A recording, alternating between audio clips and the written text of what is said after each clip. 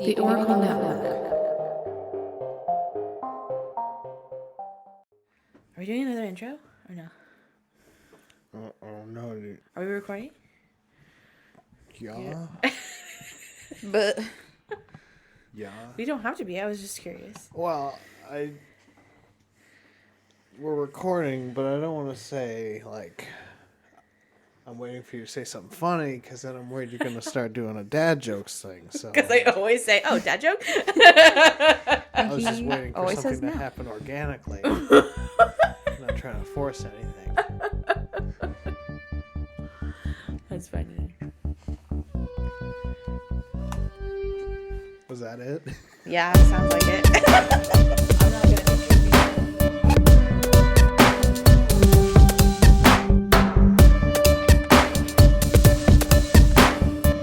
Hello. Hey guys, welcome. I'm Abby. And I'm Shawna. And this is Anxious, And Afraid. the podcast Where we talk about crazy things. that makes us feel anxious and afraid, like ghosts and conspiracies and disasters and other things. Right. Welcome back if you're part of our crew. Mm-hmm. And welcome if you're new. Yep. That rhymed. Look at me. Oh my god, I didn't even notice. I'm a terrible friend. Good rhyme. Anyways, what made you anxious or afraid this week? Okay, well, I was going to talk about Michael and I got our booster shots. That's right. Good for you. Good job. I still need mine. Thank you. We thought we were being pretty responsible by making the appointment until we showed up and realized that we made it for the wrong day. Oh, no. Didn't realize that until she was looking for our appointment, couldn't find it, which is like my actual worst nightmare situation. But they were still super nice about it, and they're like, you know what? Let's get you a shot anyway. I was like, thank you. We had to kind of drive a far way to get here. Yeah, that is a long drive. But definitely kicked our booties. But I feel good now. I feel like a lot of people are saying that, like, they feel the side effects of the booster. But to be honest, like, it actually didn't hit me as hard as the second dose did. But really? Michael got hit harder this time. Really? Yeah. Interesting. Like, he had worse... I think, well, it just lasted longer for you, I think. Mm. And his arm really hurt and it got swollen and hot. And that usually happens to me and didn't happen to me this time. It was very interesting. So, but yeah, we did that. So feel like responsible. Yes. Or whatever. And yeah, that's mine. What about you? What about me? I mean, speaking of the theme of why we need boosters because of COVID, I feel like in the last week, like, honestly, like, so many people I've known has actually tested positive for COVID. Mm-hmm. And I'm like, wait, what? I mean, obviously I know what's going on, but it's just like that in a week, I feel like I knew 5 people who had it. And I'm like, this is way too close to home now. I'm uncomfortable. Yeah. We haven't seen that many people we know get it all at once. Like, it's just very fast. Within, like, over the 2 years, we haven't seen it. And then all of a sudden it's happening. You're like, shit. Like, just this morning, I got a confirmation, like, hey, I just tested positive. I'm like, no. I know. Scary. Stop. Yeah. So I hope everyone's okay. Everyone should be okay. Like, the people I know, I mean, have been vaccinated. Mm-hmm. So that's good because they should recover pretty quickly and not feel too bad, I would hope. Yeah, that's what's supposed to happen. Yeah. Fingers crossed. Everyone stay safe. Wear your masks. Wear your mask. Wear a damn mask. Wash your hands. I mean, it's so crazy how long we've been dealing with this already. I feel like it really is turned into, like, the new normal. Anyway. I know. What a fun. We're here for great subjects. Yes. But we do have, like, an announcement. We gotta, like, speak on something. We have to speak on some things. Because as people might know if they are listening, I am currently with child. Her ego be prego. My ego be prego. Abundantly. I'm pretty big. By the time this comes out, I'll be 36 weeks. Bull. And it really can happen at any time. Yeah. So, yeah, we're trying to do some pre-recordings, but I think this is going to be our last one for a little while. Yeah, guys, we got to take a break because, you know, Shawna's got to, like, push a baby out and stuff, and I guess that's hard and it takes time. And it takes attention and resources. Especially the first time mom, I'm just like, what am I doing with a baby? I'm not responsible for a baby. Don't make me responsible for a baby. I don't know what They're just going to let you take that thing home. It's crazy. And I'm going to be like, I have to keep this thing alive? How do I do this? Supervise me. Yeah, it's going to be quite the transition, I'm sure. So we're thinking like probably, we're going to try and come back in April, which is not too bad, guys. We'll be back. Couple months. We're not quitting on you. We don't want to quit. We had to have this on and off conversation. We had to have a heart to heart, which we're bad at. We're anxious and afraid of talking about our feelings to each other. It's a problem. We avoided it until like the very last minute a couple weeks ago, and I'm like, so I'm gonna talk about a baby. So what are we doing with this podcast? Yeah, we had a couple good friends. Sorry, Roscoe's making a lot of noise. Our good friends Jesse and Jolie like basically slapped us around when we talked about maybe just going on a hiatus, and they were appalled. Yeah, they were gasping for air, and I was like, what? Yeah. We were like maybe afraid for our lives. And so we're like, thank you. And no, but it was like, I don't know. It was an interesting moment because you don't realize how like attached people are to something that you like don't think people would be, crazy attached to. And that's very cool. Yeah. I mean, obviously we don't think of ourselves, what's the right word without being too hard on ourselves? I was going to say we don't consider ourselves worthy. But we're unworthy. Yeah. We were just like, oh, people are sad that we would stop. Like, yeah. Oh, it's weird. And then we all realized that none of us actually wanted to stop. So that worked out. So it's a good thing that we talked about it. So thanks, friends, for making us talk about our feelings. Yeah. Our advice is to talk about your feelings. Yeah. And we don't want to quit officially, but we're gonna like move things slowly and do things as we figure it out, pretty much. Yeah, and when we come back, it's probably mostly going to be me doing episodes. We'll have guests and stuff, but hopefully, some guests. I guess Shawna won't have time. I don't. Yeah, I mean, a lot of people don't realize it is a lot of work to create an episode. Like it is for me. I mean, of course, it is for you too. Yeah, it just takes time. It's like a report. It's like think of doing a book report like every other week. Yeah. It can be a lot sometimes. I personally enjoy it, but it is really time consuming. So like there's no way that I could do that with brand new baby. So I don't have a brand new baby and I will be doing episodes. Right. And I'll be doing my lovely commentary on this side. Yeah. Shawna will still be here. Right. So it's not changing that much, but just giving y'all Heads up. And hope you all understand. I'm sure everyone does. Yeah. I mean, but that's our plan so far. Yeah. So that's what we want to do. Okay. I hope everyone's fine with it. Deal with it. Good. We love you. Okay. What's going on? What are you doing? Okay. So what are you thinking? What is the story today? Well, I think it's been a minute since I did an episode that we can all hyperventilate through together. Oh. Because they're my favorite. Yes. And I just like live for your reactions. Oh, thank you. I mean, it's just like I can't help but pick the panic attack story sometimes because I just know that you're going to freak out. You've given me legit a couple of panic attacks where I'm like, I can't handle it. You're actually like crying. I literally did cry that one episode.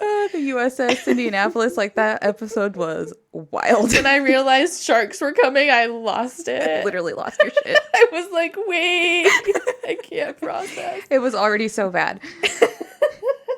Yeah, so we're going with something like that today. Oh, great. I'm energized for it. Yes, we're all going to try and like breathe our way through this. And I know you're on blood pressure meds, so we should be good there. And like, Rylan and I had like a conversation while you were in the bathroom, and she just really wants to hear a devastating story. Telepathically. Yeah. Okay. She was like, I'm in for a stressful time. I would love that to happen for me. Okay, so today I have prepared for you a tale of devastation and destruction on a grand scale. An event so catastrophic that it still remains to this day the deadliest industrial disaster in U.S. history. Okay. I don't expect you to guess this one, but maybe you've heard of it. So today we will be covering the 1947 Texas City industrial disaster. Oh my gosh, no, I haven't heard of it, and I'm ready to hear all about it. Okay, well it's like our first industrial disaster, I think. I don't think either of us have done that. Right. So that's new. Love it. And shout out to Texas. They've also been mysteriously like one of our more popular states that listen to our podcast. So this one's for y'all. Right. Oh my gosh, look at us go. Yeah. All right. So I did read a book for this one. It's called The Texas City Disaster, 1947. Very straightforward with the title. It's by Hugh W. Stevens. And you're not going to get a lot of flowery descriptions with this novel. He just gets down to brass tacks. He's basically just walking you through what happens. before, during, and after the event. Super straightforward. And he really did his research. So it's a really good reference if you want more details on the story. So check that out. Okay. All right. So our story takes place in Texas City, Texas in 1947. 47. Okay. Texas City was founded in 1893 and is located on the west side of Galveston Bay. By 1904, the town's port was already seeing large trade shipments from international destinations. In 1921, a railway system was constructed by the Texas City Terminal Railway Company, which connected Texas City's bay to major railways, including Houston, which further increased their trade goods and traffic. In 1930, a second oil refinery was constructed by the Republic Oil Refining Company, and 4 years later, Pan American Refining Corporation built a third refinery. So the city was quickly becoming an oil town, and business was booming. This also brought on a rapidly expanding town and a population influx, leading the industrial port town to expand on their industrial businesses even more. In 1940, preparations for World War II began, and Texas City got real busy. New chemical plants were constructed in order to produce crucial wartime supplies such as aviation fuel and synthetic rubbers and lubricants. Not the fun kinds. You 12-year-old. The Texas City Industrial Zone, which is located near and around the port, now boasted 4 oil refineries, 2 aviation gasoline units, 2 chemical plants, a cotton compress, and grain elevators. Oil-based chemical production quintupled in the city, increasing from 1 to 5 million tons, and the oil refineries could produce up to 150,000 barrels a day. Jesus. A day? That's so much oil. Yeah. In the year 1946, Roscoe is in here, y'all. Just in case you hear him, he sounds like a bear, and he growls. Upset that we are storytelling during his nap time. Oh, yeah. We're too loud for him, is what he's saying. Yeah, so you might hear his attitude. Don't worry about it. He's fine. Okay, so in the year 1946, 3,907 ships and 13 million tons of cargo passed through the port of Texas City. With this exponential growth happening, the population of Texas City was seeing a boom as well. At the beginning of 1940, Texas City had a small population of 6,000, but by 1947, the residents outnumbered around like 16,000. So they've grown quite a bit. A number that would have been higher if Texas City didn't have a housing shortage. So this actually leads to a lot of workers having to drive in from the next city over. But basically what I'm trying to get across is that this was a small town that had an industrial boom and a population boom. More and more industrial companies built facilities to keep up with the growing wartime demand for supplies, and this created jobs which drew more people to the city. Totally. So it's great, except for when it's not. So unfortunately, the 1940s weren't the safest years when it came to regulating, storing, and handling hazardous products. Gotcha. Yep. Especially after the war. So during the war, safe storage and handling of dangerous materials were all overseen by strict military standards. But after the war ended in 1945, that shiny anal retentive supervision up and left, leaving the privately owned companies to manage themselves. I don't like that. Yeah, we all know how well it never works out good. Big money manages safety. No. Especially if it costs money. Ugh. But like I'm not saying that these companies had zero safety regulations in place. Like many of them actually did to the standards of the time. But that's the big problem that we deal with in this story. Just the standards of the time. Not up to snuff. People used to handle all kinds of caustic and poisonous materials back in the day because they didn't understand the dangers of what they were coming into contact with. And why is that? Because the government wasn't really regulating it. Most of the regulations were left up to the companies who manufactured the products. Roscoe, the dude, man. Dog. He's like... That was the loudest one yet. I know. He's not into Texas City. Maybe you need to get out, dog. Maybe you should, like, take a look at yourself. Reflect back on yourself, dude. Okay, so yes, government's not really regulating it, and the regulations, for the most part, were left up for the companies who manufacture the products, and in some cases, the Port Authority, but not Texas City. They didn't have a port authority to watch over the handling and storage of hazardous materials. According to the book, the Coast Guard was actually technically supposed to be in charge of supervising at least the port, but that wasn't done either. Speaking of hazardous materials, as I said, they weren't all like nicely labeled like they are now. And there was just a general lack of knowledge or concern. That seems like the most basic of things to do is label what is what. Yeah, they weren't labeled like... How do you tell? Well, I mean, not necessarily like... Not like they weren't labeled, but they weren't labeled as like dangerous. Like Toxic. They weren't... Yeah, like they didn't have the warning labels like, hey, this is bad. That's also really bad. Yeah, store it this kind of a way because other things might happen that you don't want. Temperatures matter. Yes. Jesus. Oh, okay. Yes. So, I mean, like, how do you think all of those safety regulations came to be? Yeah, something bad had to happen for things to change, I would pursue. Yeah, someone had to, like, fuck up super bad first. And that is lucky Texas City. Goodness gracious. Another disadvantage to the Texas Sissy. The Texas City industrial area was zoning laws, of which there were few. Most of the industrial buildings and plants were located in a concentrated area without much concern as to what could happen if, let's say, a fire broke out in one of the buildings and quickly spread through the area. Jesus. Like, what kind of damage could that do? And, like, the speed of the growth, too, just makes it, like, so much worse as time goes on. Right. Like, yeah, I mean, when things are rapidly expanding, like, safety isn't always the first thing people are worried about. It's just getting more and more concerning the more it grows. Yeah. And, like, we're talking about, like, oil refineries, too. It's, like, this is intense chemical stuff. plants. Yeah, this is no joke. That are just, all, like, kind of built on top of each other. And the attitude of the time was just like, it's probably fine. I mean, it's scary to think that hazardous material, the worst probably thing in the world, and you don't give a shit about it. or, I don't know, just they're not fathoming the extent of damage or like what could go wrong with something with very dangerous materials. You would think that being like the top of the top, that things would be like legit. Well, you know what I mean? Well, because I think things had to go wrong for them to even like consider it to be worth, worrying about. So true, and I hate it. Yeah. So not a lot of zoning laws. Everything was kind of built really closely together. To illustrate this point, within 1 square mile of the North Slip, which was one of the docking areas for ships in the port, there was, so within this 1 square mile, there was the Atlantic Pipeline Company, Humble Oil, Monsanto Chemical. You're doing great, honey. Jesus Christ. Monsanto, though, they're like still around. They're huge. Okay. Monsanto? That is ringing any bells? What is that again? A company? They do a lot of stuff now. Roundup. They have a lot of terrible chemicals. Gotcha.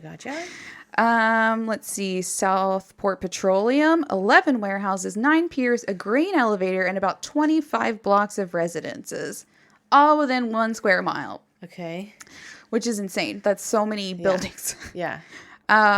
And as you can imagine, the houses next to the industrial zone weren't exactly desirable real estate. No. So, of course, the poorest Hispanic and African American people were housed there. Of course. It's like so cute of America. So cute of America. Super cool behavior. It's not surprising at all. Sad. Also, just to put a little anxiety cherry on top of this disaster ice cream sundae, Texas City did not have a disaster emergency response plan in place. Oh my God. They just didn't have a plan. Like, if something were to go wrong, they did not have... They had nothing on their brain of any safety or concern. No, they did not have, like, this is where you go if something blows up, or, like, this is what we do if something terrible happens. Yeah. Every man for himself out here. Jesus. Which is insane for a port surrounded by explosives and flammable materials. Jesus. Okay, so I just listed the generalized issues going on in Texas City that, when combined, have the potential to be very disastrous. And that's not even all the issues, but we don't have all day. That being said, I would look at pictures. I post of the layout of the port. I forgot I was going to pull some up for you so you can see kind of the layout of everything. But it's all right. I would just look at it before we like get into this. You can kind of get a lay of the land of what we're talking about. Okay. So I'll pause while you do that. Okay. Unless you can't. Don't pause if you're driving. Okay. So the date is April 16th, 1947. A former United States World War II cargo ship, and these were called Liberty ships, named the Grand Camp, was docked in the port of Texas City. These ships were fairly massive, the Grand Camp being 437 feet long and weighing in at over 7 tons. After the war was over, the U.S. gave France the Grand Camp to aid them in the effort of rebuilding Europe after Germany, bombed the shit out of them. So like, here's this boat. Sorry, do with it what you will. So when the Grand Camp arrived at the port, she was crewed by the French and commanded by Captain Charles de Guilbon. It's very French. The Grand Camp had arrived 2 days prior on April 14th to begin loading cargo from the U.S. The ship already contained some varied cargo, including cotton, twine, tobacco, shelled peanuts, oil, and agricultural machinery, as well as 16 cases of small arms ammunition. Oh. Just like basically the recipe for like a Texas hoedown. Shoot. Roscoe. He's like, shoot. So the ship begins loading its cargo that had been manufactured in Iowa and Nebraska and then shipped to Texas via the railway system. The product and star of our story today is called ammonium nitrate fertilizer. Oh. And you might be thinking, fertilizer? What's so special about that? I mean, it doesn't sound like it's going to be good. Kind of sounds scary, right? Well, ammonium nitrate can also be used in explosives. No way. It's about half the explosive power as TNT. Okay. Yay! It's just like an industrious little chemical compound. Super busy, just doing all kinds of stuff. In fact, ammonium nitrate had been widely used as an explosive during World War II, and tons of it had already safely crossed the docks of Texas City. But as I said before, during the war, it was overseen by the military, who understood how dangerous it could be and safely handled and stored it. After the war, not so much. And that didn't mean the shipping stopped. 75,000 tons of ammonium nitrate fertilizer had already shipped out of Texas City after the war. Yeah. So they've already been shipping this stuff. Oh, for sure. And they're shipping it over to Europe for fertilizer, to aid in like food growth, to stimulate, everything after the war. And most of the product was handled by people who were completely unaware of its dangerous side. They just thought it was fertilizer. Sure. Also, again, not labeled as dangerous.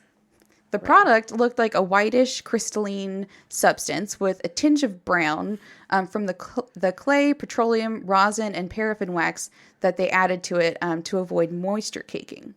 Okay. The fertilizer was packaged in 100-pound, 6-ply brown paper sacks. Paper? Okay. They basically looked like a bag of concrete mix or like a big bag of flour. Yeah. And according to the dock workers at the time, the fertilizer was considered to be in the same threat level as concrete and flour. What? Like, they didn't think of it as any more dangerous than, like, throwing around a sack of flour or concrete. I see. Damn. So wrong. I know. Okay. Frick. Okay. And they didn't have any special instructions for handling it. Of course not. Yep. Fun fact, dock workers were also called stevedores. Stevedores? Stevedores. Oh, I'm just a stevedore. I'm a stevedore. You're such a stevedore. I don't know why I thought that was so funny. I was like, It's weird. stevedore. It's funny. Okay, so the Grand Camp was set to take on 2,500 tons of fertilizer, which would be shipped back to Europe to the awaiting farmers. The workers began loading on the 14th, but were delayed on the 15th by a rainstorm and planned to finish up loading the last 600 tons the morning of the 16th. Also docked at the Texas City port was the High Flyer, a similar-sized cargo ship which was about 600 feet away from the Grand Camp in an adjoining slip. Notably, the High Flyer was also loaded with a large amount of ammonium nitrate. 961 tons of it. Okay. They also had about 1,100 tons of sulfur aboard. No. Which will come back to haunt us later. No. Anyway, the Grand Camp is being loaded with these big paper sacks. And already there are issues that to the unknowing dock worker didn't seem like a big deal. Some of the paper sacks ripped open. No, well, stop. Like, it's just open and spilling. It's no big deal. Allowing some of the crystallized fertilizer to pour out. And apparently the loose product is way more flammable than the packaged product. What? Okay. Some of the bags had been shipped when the product was still hot from the manufacturing process. This made the material more brittle and likely to break apart and split the bag. Also not good. Not good. It's also more unstable, basically, when it's in that hardened form. For sure. Another huge problem that really brings me back to the Hindenburg story was the smoking of cigarettes. No, why was it so chill back then? There were signs posted prohibiting smoking, but these were dock workers in the 40s with no official supervision. And life is really rough, so they need their cigarettes. I know. They're probably like 12 years old. Of course they're going to smoke. Gosh. Small fires had been reported and contained in the past after an absent-minded stevedore laid his lit cigarette down on a paper sack. I mean, at least be fucking responsible. Jesus Christ. Let me just put a lit cigarette on on this thing. Being such a stevedore. God. Okay, so it's 8 a.m. the morning of April 16th, and the dock workers begin finishing loading the fertilizer onto the Grand Camp. Some of them noted that the fertilizer bags felt warm to the touch. Just not, that doesn't bode well. No. They're like, oh, hand warmers. It's fine. And they just continue loading. Oh my God. Only 10 minutes into their job, though, someone smelled smoke. 10 minutes into their job. Yep. A plume of smoke was coming from the hold, and when a dock worker inspected the source, he saw a small fire on the fertilizer bags about 15 feet down below, and noted that one end of the bag appeared to be glowing. No. So they call for water to be brought, and they dump a couple of jugs of drinking water onto the flames. But the water had no effect, and the flames continued to spread. Oh, no. Like they'd dump it on, and then it would just glow and reignite. Oh, God, like trick candles. But on a massive scale. Like Zoot the Lord. So they lowered a hose down into the hold through the top hatch, but the hose was never turned on. As the smoke thickened, the captain appeared and said that he did not want to put out the fire with water because it would completely ruin the cargo of the ship. Okay. Now, to us, this seems like a ridiculous assertion, right? Yeah. Like, how else are you going to solve this problem? They kept on. Sure. Well, a common way of suppressing fire in cargo holds back in the day was to batten down all the hatches to the hold and pour in a bunch of steam in order to smother the fire. So it's like using water in a different way. Yeah, they're like, here's a bunch of hot steam. See if that works. Interesting. Okay. So this really did work in a lot of situations, but sadly, it was one of the worst things that the captain could have done in this particular situation. Really? He was essentially about to create a pressure cooker with the main ingredient being ammonium nitrate. Oh, no. And it ain't gonna be pretty. Okay. But let's just take a quick break. Okay.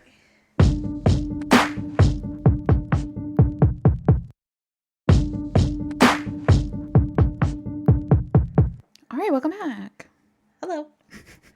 Okay, so we have gotten to the point of our story where ominous music should be playing. Yeah, okay, yes.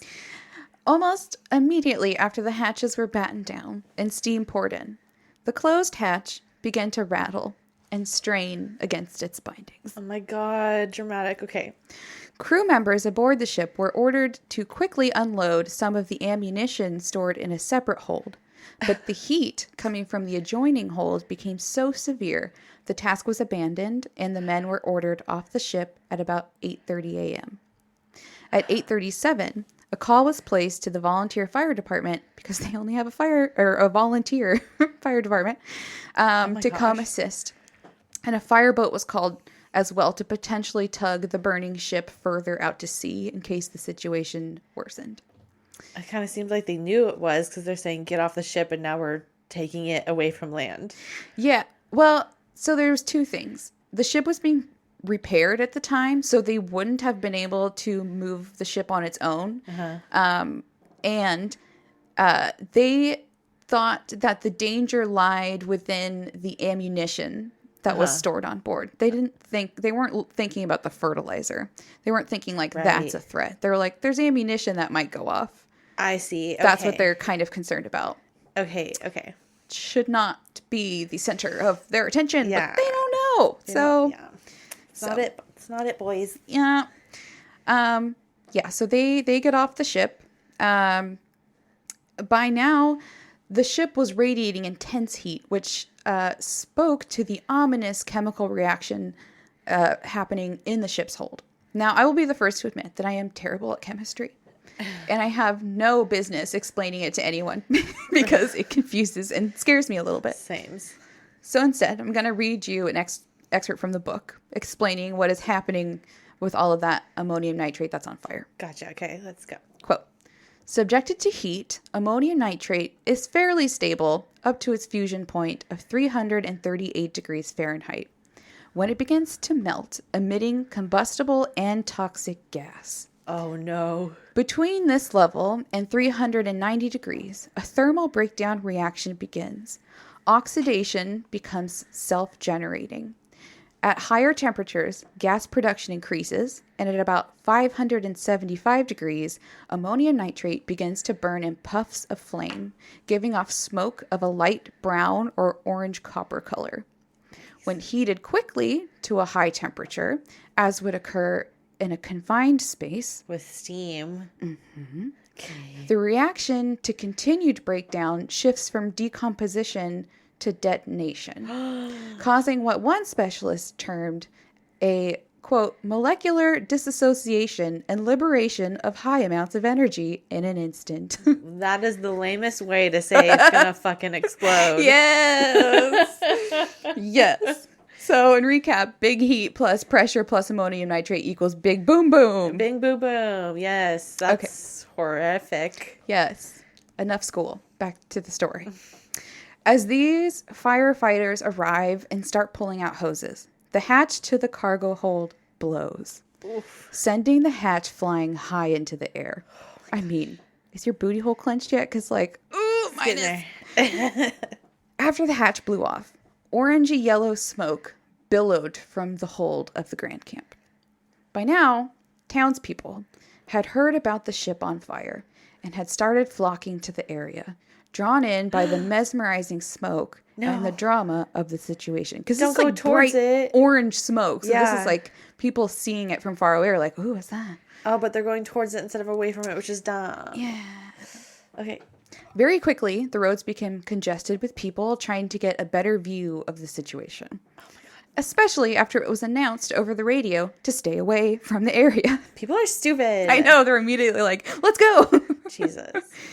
Even school children had come to get a better look, with classes having a late start that day.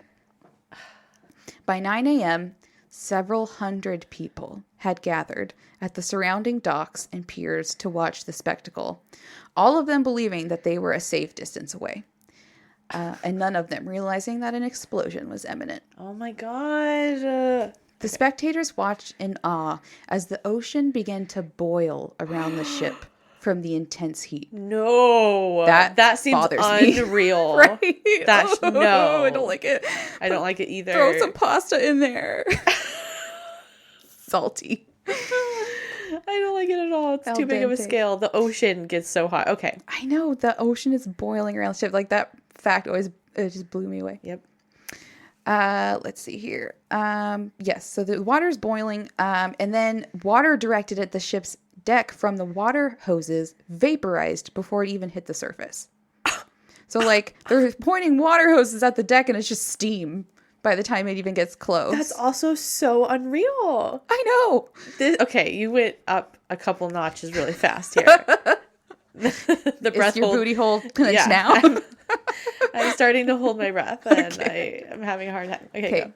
Keep breathing, though, okay? Okay. It's not fun if you pass out. It's not fun if you pass out. Okay. It's not fun anymore. I'm breathing. Go. Okay. All right, so all the while, there's still more and more steam being pumped into the hold, thinking that they were helping. But in reality, they're just intensifying that heat. Oh, humans. These silly, silly things. I know. At 9:12 a.m., the heat reached its critical point and detonated in an explosion so massive, so violent, that it registered on a seismograph in fucking Denver, Colorado. Like its own earthquake kind of thing? I mean, just the force that emanated from the explosion. Whoa. In all, the explosion was 1/5 the power of the Hiroshima bomb, which leveled an entire city. That's insanity. 1/5 is a lot. Yeah, 1/5 of an atomic bomb. Oh my god. Within an instant, the Grand Camp disintegrated into 1 million jagged metal pieces, which flew outwards and thousands of miles high into the sky. Thousands. At nearly supersonic speeds, along with thick black smoke and flying fireballs of cotton and twine, which had also been in the cargo hold. And I'm just thinking about all the people right there, right next to it. Yeah. Oh my god. The blast was so powerful, it knocked a small plane passing overhead out of the sky, killing both people inside. Shut up. That is a creative way to die. Like, you just got blown out of the sky by a ship blowing up? What? Like they were flying and their bodies blew out of the airplane? Oh, I don't know. It probably just made the plane crash. But like, This is a bummer. yeah, it's gonna continue to be a bummer. Okay. And also just mind-blowing. Yeah, this is very intense. I told you. I can't even imagine it, but I'm trying, and it's terrible. It's so bad. So witnesses would describe seeing deadly hunks of the ship's shrapnel raining down on the port and the town for the next several minutes. Oh my god. Like, how high does a motherfucker have to fly to take several minutes to come back down to Earth? And if just like one piece of debris comes down and hits you, you're still done You're for. dead. Like can you imagine that force of an object? And you're like over a mile away from the blast and you still get murdered by a shrapnel. I'd be pissed. I'd be pissed. I'd be a pissed You ghost. think you're gonna go indoors and be safe? No. You just wait. You just wait. There is no safe place. Okay. So I asked the question of how high does a motherfucker have to fly? Yeah. The answer is very high. 2,000 to 3,000 feet. 2,000 These to pieces 3,000. were launched into the sky. Wow. Some pieces weighing as much as several tons No. flew through the air, with some landing miles away. The Grand Camp's 1.5-ton anchor was found 2 miles away, embedded 10 feet in the ground. I can't, because that's The such anchor. a heavy object. And it's That huge. flew like it was nothing. Yeah, from a giant ship, like a big ass anchor. And then it was 10 feet in the ground Yeah. because that's how hard it hit. And how... Wow. How do you say how many people were on the ship? I will talk about the casualties. Most of the people that were on the ship had been evacuated. That I mean, But okay. I mean, Okay. it doesn't really matter. Yeah. Okay. Mind-blowing shit. Wow. Okay. Yeah, it's just devastation. It's so bad. Other pieces landed amongst the storage tanks and processing plants for the various oil companies, puncturing several tanks and fuel lines, igniting more fires that would rage on for days before they were put out. Okay, now I'm like angry. I'm just like shaking my head. Like, of course it hit all like the oil, and now oil's everywhere, and fires are everywhere, and everything sucks so hard. Yeah. Everything's so bad. This is really bad. I've never heard of this. It's so bad. I'm surprised there hasn't been more like podcasts on it, honestly. Right? Okay. About 100 people who had been near the ship when it exploded, No. including the 27 volunteer firefighters, were essentially vaporized Vaporized? in an instant. Vaporized, though. Vaporized. Not even like... They were obliterated. Like, not a trace to be found. That's insane. That's intense. I know. That's really sad. That's a huge group of people. Vaporized is like the most extreme. Yeah. Ew. It's bad. I heard that this is so bad. There was one firefighter on that team who had been out of town that day. Oh. Can you imagine being that guy? That's so sad. Like you were on vacation or something and like you just happened to not be there. Your entire team of firefighters is gone. So many feelings. And all of their equipment too, crucially. Oh my God. All the things to put out a fire and all the people to put out a fire. And there's fires everywhere. And he probably feels like I'm the only one who knows how to do anything, and everyone's dead. We're going to need you to come in today. Yeah. Wow. So the surrounding buildings and residences, including the Monsanto chemical plant, were leveled, transformed into twisted heaps of metal and concrete. A molasses company had 3 tanks collapse, releasing thousands of barrels of the thick, dark goo. What else? Into the surrounding area. Let's just add some sweet molasses. Set it on fire. Pretty sure that happened too. But it wasn't just the initial, you're going to die. It wasn't just the initial blast. That was deadly. This part kind of reminds me of what happened during the Mount St. Helens eruption. God, that was another difficult one. After the ship detonated, the massive explosion displaced a huge amount of water, creating a 15-foot tidal wave. You're killing me. That devastated the immediate area. Ugh. Because, what's a terribly devastating story without a surprise tidal wave? You just add some oil, molasses, and a tidal wave, and you got a story. That's sad, sticky story. Oh my gosh, 15-foot wave? A 15-foot tidal wave. She's like, surprise, bitch, you didn't see me coming. Oh my God. This wave actually tossed a 150-foot steel barge weighing 30 tons, 100 feet inland. Just chucked it like a toy. Water is no joke. She is a strong bitch. Yeah. Oh my God. Sadly, this tidal wave would actually kill many of the onlookers who drowned after being stunned by the explosion and then were swept out to sea. Can you, what? You survive the explosion and get murdered by a tidal wave? I would be so pissed. Again, so pissed. So pissed in the afterlife. That is so unfair. Very unfair. Most of the deaths and serious injuries occurred within 1,000 feet of the dock, but even as far away as 4,000 feet away, which included about 25 blocks of residences, many people were injured by flying glass, collapsing walls. Yeah. After the disaster, an insurance evaluator would say that there wasn't a single pane of window glass in Texas City that remained unbroken. Damn. Just blew out all the windows. I mean, yeah, though. With that kind of force. Right? It's like that. It's like that wave of just all the shock wave that comes back. Yeah. Yeah. Ugh. Now, the book, The Texas City Disaster, has a few accounts from people, some of the lucky bastards that miraculously survived the blast, despite being within 500 feet of the explosion. Whoa. There were actually 112 of them, which is nuts. But I'm going to tell you a couple of their stories because it's truly unbelievable. Okay. Quote, one was Officer W.A. Reeves, who had set up a roadblock at the end of the slip. Reeves was knocked approximately 600 feet into a ditch filled with oil and water and almost drowned before he was pulled out. 600 feet. That's a long way to be tossed. How? And then you're in a puddle of oil, drowning in oil. Can you imagine if you get tossed 600 feet and then almost drown? I'd be so pissed. Again. So pissed. I would be pissed too. Damn. Okay, but at least he was taken out. Yeah. Damn. Yeah, these couple are survivors, so you have that. Wow. Yeah, wow. Jim Newland was about 100 feet from the stern of the Grand Camp. When he regained consciousness, he found himself about a mile away in a hole filled with 4 feet of oily water. Ew.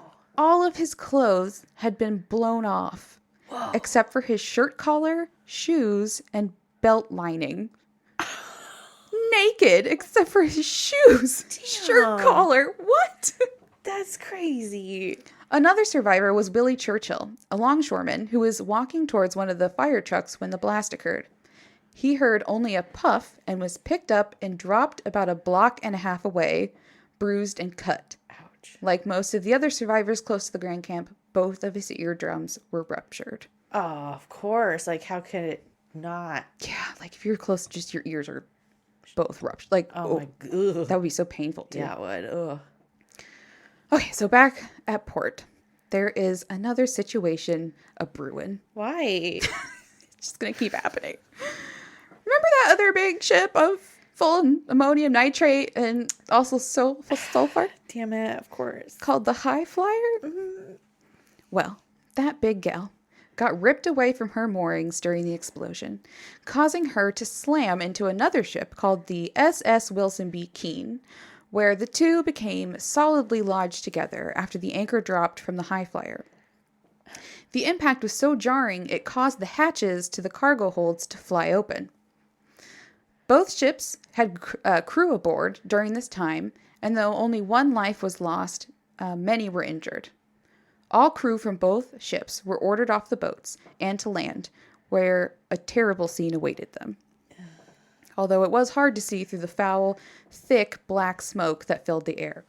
And that is some nasty-ass, oil-burning, chemical off-gassing, molasses-flavored smoke. Yeah, Like, that you don't want to breathing. breathe that. Yeah. That is nasty smoke. That's true. This is like everything is covered in really thick smoke. Yeah, it's not like wood smoke. It's like toxic smoke. Yikes. So just put a pin in the High Flyer. We'll come back for her later. Okay. But if you need a hint, she was aptly named and her cargo hold was left open. So just extrapolate on that for a second. So if you recall at the beginning of this story, I told you that Texas City did not have a disaster plan in place. Right. And also their team of firefighters no longer exists during a time when everything's on fire. Quickly, things started to get out of hand. A lot of communication channels were down, so news of what to do or where to go would spread mostly by word of mouth through hysterical citizens. Right. There's no phones either. Right. And a lot of them have inaccurate information, so that's just kind of spreading confusion and chaos. Mess. And like, who wouldn't be hysterical? Like, that's Of course. such a crazy situation. Terrifying. There's fires everywhere. There's there's just like intermittent explosions happening everywhere. It's like the end of the world in that specific area. Yeah. It's like everything is... Because like as one fire spreads, it blows up another oil tank. So it's Yeah. just like you're constantly hearing all these like super disturbing things happening. Like it doesn't just stop at like the one explosion. Right. Shit keeps happening just and getting worse as it goes. Yes, it's terrible. So immediately after the explosion, those who were nearby and survived all escaped in a mass exodus. Some of them didn't stop. They just completely left town. They just kept running. They did not. That would be me. Yeah, they were like, I'm never coming back. Some on foot, some in cars. They just left. Which added later to confusion when family members and friends were looking for their loved ones because they think they're dead. Yeah. On the other side of that, immediately after the explosion, people from the town and nearby businesses started running towards the fire in the ruins to look for survivors and loved ones. Yeah.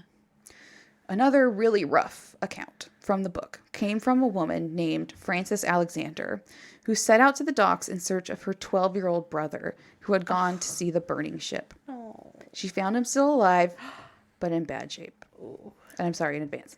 Ah. She said she could hardly recognize him. One eye was hanging out, and one side of his face was out of shape. He also had a broken arm. When she started crying, he said, "Sister, don't cry. I'll be all right. Go see about Mother and the others." Okay, hold on. I need to cry. My heart. A 12-year-old boy said that. I know. He's With like, a hanging eyeball. I'm fine. I'll put it back in. And he's concerned about his mother. Yeah. That was terrible. That's terrible. Poor boy. Oh, poor boy. Fucking sad. Others who ran towards the source of the explosion recalled the eerie sight when they arrived on the scene. Limping and disfigured survivors, covered in blood and a black tar-like substance, Of course. trying to make their way through the rubble and black smoke to safety. That is horrific Just like- to imagine. Kind of like zombie almost. Just Yes, covered in blackness and body parts hanging or not there. or not there. Yeah. Ugh. Ew. Many of the survivors were rendered temporarily deaf after both eardrums were ruptured from the blast, and some were naked or nearly naked after the explosion literally ripped their clothes off. Yeah. Which is like such a fucked up thing I wouldn't have even thought about, that your clothes would get ripped off. Like, Yeah. They're just wild. cloth. Yeah. So the scene was utter bedlam, basically. Like, people were crying, screaming. There's cars driving on the wrong side of the road. Utter chaos. Some are just walking around like shell-shocked in a daze. Oh my god, that would also be me. I'd probably just be like Wandering. so stunned. Yeah, and there's no one, I'd be thinking this is a dream. This is a dream. like some utter nightmare. And there's like no one in charge or like there to like, yeah, that's you know. even so much worse. You don't even like can't even think of somebody to help you or yeah, I mean, the police like eventually do like get out there and respond, but like they're the police force. Like, what do you, yeah. not trained for this. That's for sure. No. Let's see. So, but soon people started forming search parties to more efficiently dig through the still burning area for survivors. Wow. And eventually, by around noon, reinforcements from Galveston and the surrounding cities came to the aid of Texas City and sent in emergency personnel and medical workers. Over the course of the day and the following days, Texas City would also be assisted by the Air Force, the Army Corps, the FBI, the Red Cross, Coast Guard, and many other agencies, and a lot of private citizens. The city's medical clinics were quickly overrun with the amount of wounded, and an auditorium and high school gym became the new first aid stations. Yeah, makes sense. In total, there would be about 852 severely wounded people who required treatment, but altogether more than 5,000 had been injured. Wow. Even still, people were being transported to hospitals in neighboring cities as far as for care, as Texas City was already running out of supplies as well as blood and plasma. Gosh, yeah. They don't have nearly enough for all of these people. Yeah. And it wasn't just the massive amount of wounded that posed a problem. There was also a massive amount of dead people who needed to be collected and identified if possible. Yeah. The number of bodies quickly filled the town morgue, and the auto garage across the street from the high school became the new morgue. Ugh. It's bad. Sadly, the state of the bodies made identification difficult, as most of them were covered in the same black, oily substance, which obscured hair and skin color. Many also had their clothes blown off, so they were missing personal, identifying effects. Yeah, how do you even do that? I mean, they had to clean the bodies, and it took a lot of people. Oh my god. Okay. What a job. Can you imagine? I just can't. No. I think they said they had to have a bunch of mortuary students called in to help because there just wasn't enough people. Of course. Just closing down dead bodies and being around a pile of dead bodies. So many dead bodies. And of course, many of the bodies were mangled beyond recognition. Yeah, oh, gross. And for some, there were only pieces left, and others had less than that. I mean, can you imagine being a family member and you have to try and identify someone by a piece left? Like, the trauma. Yucky. And much like with the injured, some of the dead were taken to morgues in neighboring cities without the knowledge of anyone else, further adding to the confusion of who was missing or dead. So unorganized on top of that. Right, because, again, there's not a plan. So people are just doing what they can to get through. And speaking of no plan and everything's a shit show, let's go back to the high flyer, Okay. shall we? But let's just do actually a quick break first.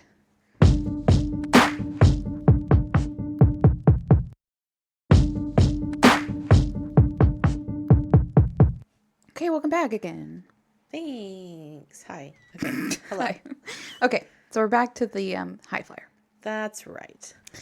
So she'd just be hanging out with the Wilson B. Keene, doing ship things Doing shit things. while the world burns around them. Very romantic. The smoke is actually so thick from the fires that the ships are kind of obscured from view for a time, and I guess everyone else had other things to worry about. But by late afternoon, attention had turned to the two ships, and both were boarded and searched. One of the men in the search party recalled seeing smoke coming from one of the holds of the High Flyer. Because remember, their hatches had been blown open. Right. By the time they departed the ship around 6 p.m., flames were erupting from the cargo hold, No. emanating a heat so intense that the hold could not be inspected to see what was burning, and the men evacuated the ship. So it's like gonna happen all over again. It's like round 2, here we go. No. Here we go again. Okay. I'm so upset. So they did attempt to tow the High Flyer away out to sea, but remember the anchor had dropped on impact and that ship was stuck. So their efforts were eventually abandoned. Critically, as was the theme of the day, there was a communication breakdown, and most people left in the area were not aware of the cargo on the High Flyer or the fact that it was a ticking boat bomb. Oh, another one. Oh. The men who had tried to free the High Flyer from the Wilson B. Keene worked late into the night before abandoning their task. They watched the blazing ship as balls of fire erupted from the hold, shooting up into the sky. Oh my God. And they're like, yeah, I think we should probably fuck off. I think it's time for us to go if we want to live. It's like a pretty clear sign, but we should go. So the ship they were on retreated about 200 yards away. Which doesn't seem far enough away for me. But then, just after 1 a.m. on April 17th, about 15 hours after the Grand Camp exploded, the High Flyer detonated. And an explosion even more powerful Shut up. than the Grand Camp, thanks to that added sulfur. The sulfur. A massive column of flames shot thousands of feet into the night sky, lighting up the surrounding area. The High Flyer had been essentially disintegrated, with red-hot pieces of shrapnel raining down on the surrounding area, some flying as far as 6,000 feet. That's gross. The blast had also taken the Wilson B. Keene with it, but fortunately, the Wilson B. Keene only had flour aboard. Oh, thank God. Just sacks of flour. Just like made some bread or whatever. This, unfortunately, however, all that shrapnel started more fires and reignited others that had finally been put out. Of course. Can you imagine just the firefighter turning around and being like, well, fuck. Oh my God. So the ship with the men that had been about 200 yards away miraculously didn't get blown apart, but it was pushed out another 100 yards away, and all of the men on board were in a severe state of shock. Yeah. The poor survivors in town, still trying to recover from the day, were once again thrown about from the shockwave, some being thrown from their beds out of a dead sleep. Oh my gosh. One woman, this story, had an incredible story from the book, and I have to share it because it's bananas. Oh God, okay. Mrs. E.A. Anderson had been standing in front of a jewelry store with when the Grand Camp's explosion shattered the plate glass window, cutting her across the back. After obtaining medical treatment and resting at a relative's home all day, she ventured out onto the street that night. At precisely the moment the High Flyer blew up, Mrs. Anderson was in front of the same jewelry store where the plate glass window had been replaced. Already? Yeah, and received more cuts on her back when this glass shattered. Can you fucking imagine? Wow, what are the odds? The same store. Damn. That was fast that they replaced the glass that fast, actually. Right? They're like, we gotta protect these jewels. The only positive thing that can be said about the explosion of the High Flyer was that the area had already been largely evacuated. Right, I was thinking that. Yeah, so there were only 2 more casualties and about 24 injured from that blast. That's it. Well, okay. So could have been much worse. Yeah. Most of the damage done was done to the buildings and residences that still remained after the first blast. Yeah. The fires would burn on for days after the blast, as well as subsequent explosions from the oil refineries. It would take a full week to put out the fires, with the smoke being spotted several states away. Damn. The recovery of bodies would also take time, with the last body being recovered on the 11th of May. Oof. The exact numbers of the dead are varied, as a true number will never be known.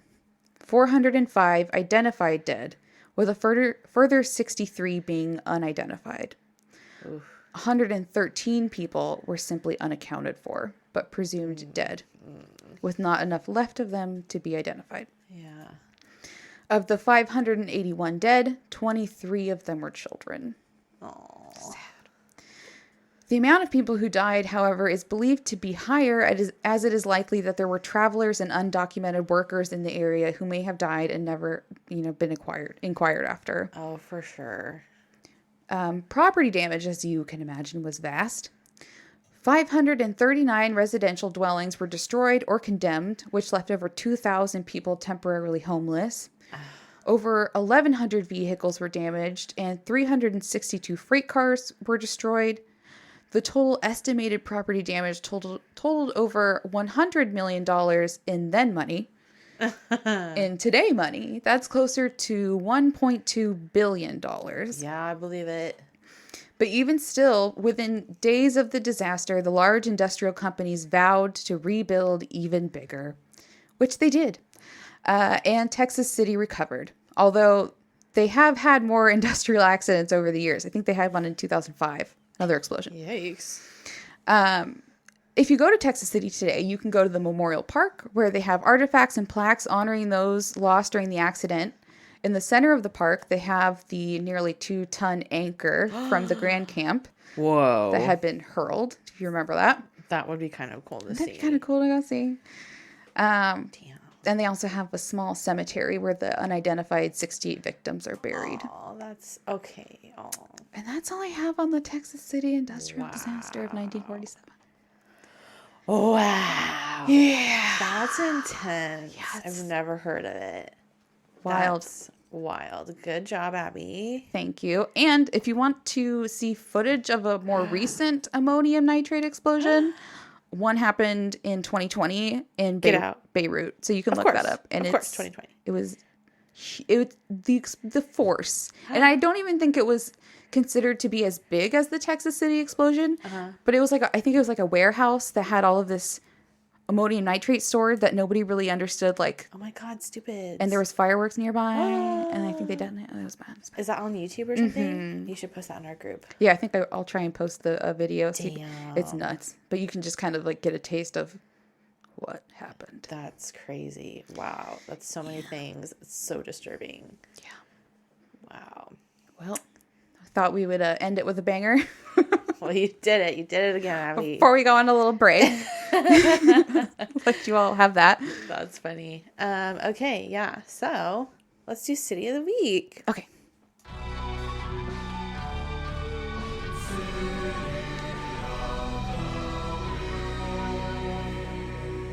And that goes to Heartland, Canada. Hey! Canada! The Heartland. It's Canada. Hi. Hey, guys. Thanks for listening. We appreciate you. We do appreciate you. Thank you. Love you so much. I love you over there. Little peaceful neighbors. Sorry you deal with us. Yeah. Thank you for listening. That's awesome. Awesome. Yeah. Is there anything that you're watching or listening to these days? Oh, I mean, we've both been watching the new season of Queer Eye, which is... Oh my God, it gives me so much life. God, it's so good. Makes me so happy instantly. And cry. I mean, it's just all the feels of good. Yep. Everyone needs Jonathan Van Ness in their life. Seriously. And he's doing... he has his podcast, right? And that podcast, I think, is now being... turned into a Netflix series, where he goes to different places to talk to different people, and I'm watching that for sure. Everything he's a part of. Oh yeah, it's coming out soon, I think. So I'm going to be binging that because I love him so much. Yay. Okay, cool. Speaking of Jonathan Van Ness, though, and him being the best, I know you don't watch YouTube. You don't watch YouTube at all. Not really. Okay, so I'm the YouTube watcher, okay, and I watch all these flamboyant gay men who make me so happy. I mean, I'm not against it. Right. I mean, mostly I'm watching like makeup people or whatever. But you gotta at least follow his channel. It's Jonathan Van Ness. I know. He does short videos. He like does stupid like cute little tutorials of beauty stuff, skincare, hair stuff. Okay, I watched some of the stuff on Instagram, but that's it. Yeah, I mean, I was just watching his like messy bun tutorial, and it was like 13 minutes long, and he just makes me laugh so hard. And I was like, you would love it because he has like the same kind of curly hair as you. Oh my god! So I mean, I highly recommend because he's just the most delightful. I don't know. Yeah, I have no reason to say no. I love everything about him. Just watch him. Okay, he's the only one. I watch pretty much the only thing I watch on YouTube is Bob Ross videos and nerd alert. Just kidding. It's true. It's pretty much just Bob Ross, and sometimes I put on dog TV for Roscoe, but that's it. Okay, we'll add Jonathan Van Ness. Okay, I promise he won't disappoint. Okay, give you a little taste of that. Okay, that's what I've been watching. So that's mine. Cool. I don't have any others. Right. Okay, so we also have one more review that we wanted to read and shout out. It's from Caitlin Celeste 0917, and gave us a 10 out of 10, 5 stars. She said, started listening a couple weeks ago and over halfway through. Definitely binge worthy. Another binge worthy comment. Do you live in Tennessee? Oh, yeah, right? They tell unique stories and they are funny, which is a plus. Definitely recommend. Well, thank you so much. Thanks. That's awesome. Yeah, we love. Oh, those are so nice. They make my heart happy. I know. Every time you send them to me, if I don't look at them first, I'm just like, this just made my day because I know. Sometimes we go on like a break and I'm like, yeah, no one listens. And no one cares. No one cares. And then we get a review and we're like, what? Thank you. So great. So nice. Love it. Appreciate it. Yeah. Cool. And what else? Nothing? Yeah, I guess we're just gonna be like on a break now because I'm gonna like have a baby and stuff. So. Oh my gosh, it's just like a small thing. just a quick little, just a casual life event. When we come back, Shawna will be a different person. I would have seen some things. I've been through some things. She will have experienced some things. She will have things to talk about. Yeah. So I guess we'll see you in a little while, but that's what I'm doing. And we'll miss you and stick with us. And we'll be back. Yeah. And I guess good up and good night.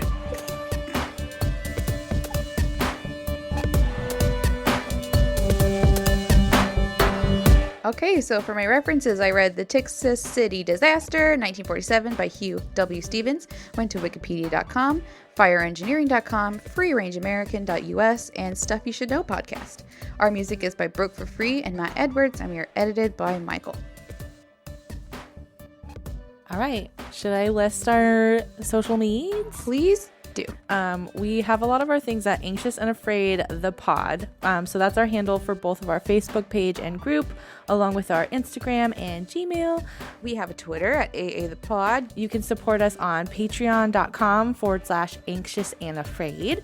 If you do that, you get some pretty nice perks. You get ad-free episodes that are released a whole day early, and you get a free sticker. You can also support us for free if you can't do any of that by leaving a rate review. You can subscribe to the show, tell your friends. Yeah, we would appreciate all of it too right now. Anxious and Afraid is partnered with the Oracle Network.